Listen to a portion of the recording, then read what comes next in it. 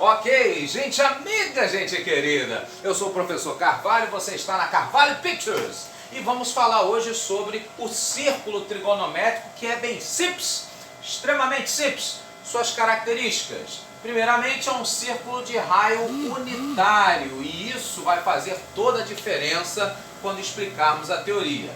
Ele é dividido em 4 fatias, em 4 pedaços, que nós chamamos cada um deles de quadrantes. No caso aí, o primeiro quadrante, que vai de 0 a 90 graus. O segundo quadrante, que vai de 90 a 180. O terceiro quadrante, que vai de 180 a 270 graus. E, finalmente, o quarto quadrante, que vai de 270 a uma volta inteira, ou 360 graus, ok?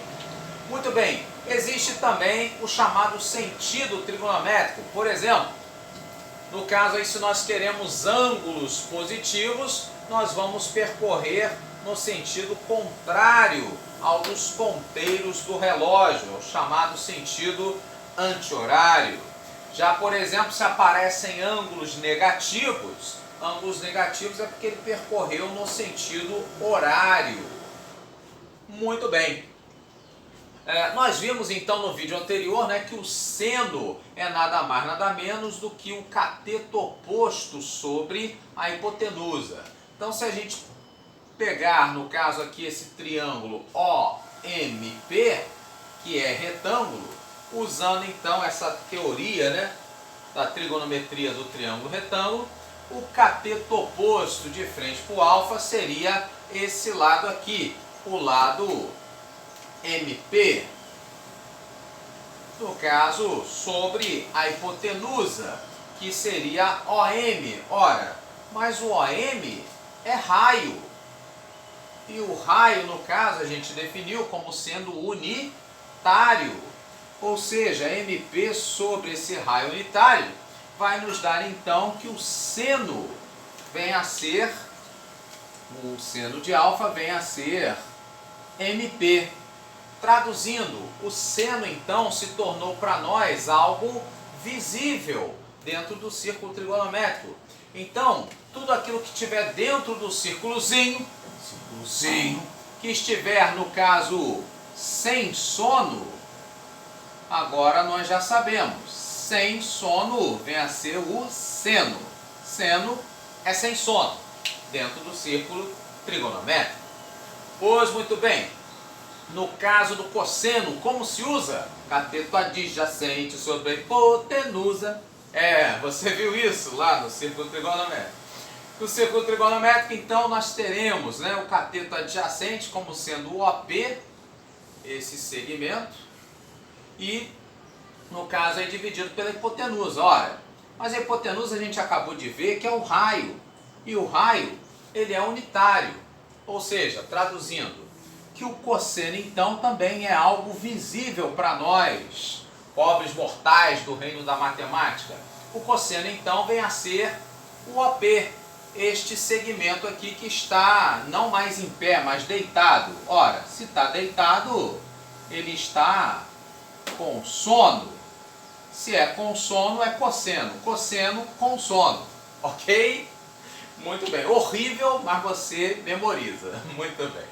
Já no caso da tangente, se a gente for então prolongar este lado OM, vai fechar então com esse segmento tangente um triângulo, no caso aí o triângulo OAT. OAT, sendo também retângulo, no caso então podemos aplicar que a tangente é o cateto oposto sobre o adjacente. No caso então do triângulo OAT, o cateto oposto seria este lado aqui, o AT. E no caso o cateto adjacente seria o OT. Ora, mas o OT também é raio. Ora, se ele é raio, ele também é unitário.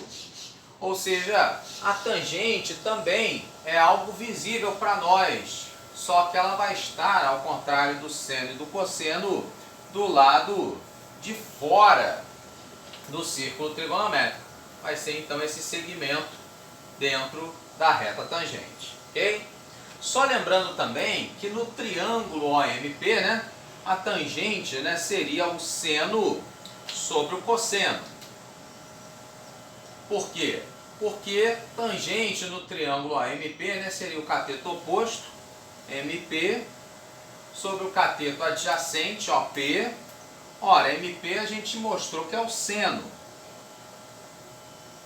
E o OP a gente mostrou que é o cosseno de alfa. Então, uma outra maneira também de expressarmos a tangente é através da razão seno sobre cosseno.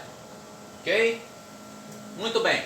Consequência desse raio unitário, né? O que nós teremos?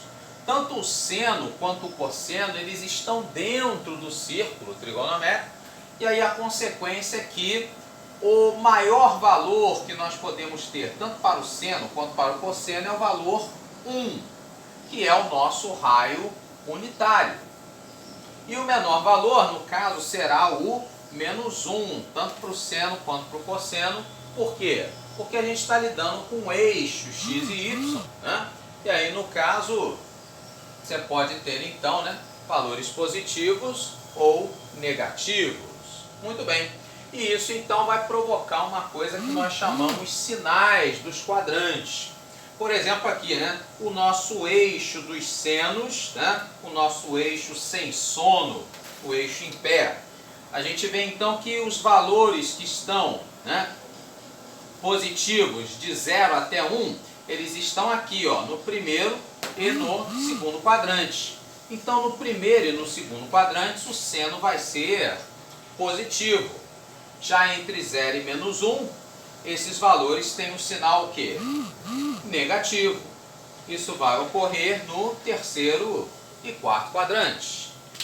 No caso do cosseno, o eixo dos cossenos, o eixo com sono, nós teremos valores entre 0 e 1 aqui, no primeiro e no quarto quadrante. Portanto, valores estes positivos. E os valores entre 0 e menos 1 estarão aqui, ó, no segundo e terceiro quadrante, portanto, valores de sinal negativo. Ora, a gente acabou de falar que a tangente, ela é a razão do seno sobre o cosseno.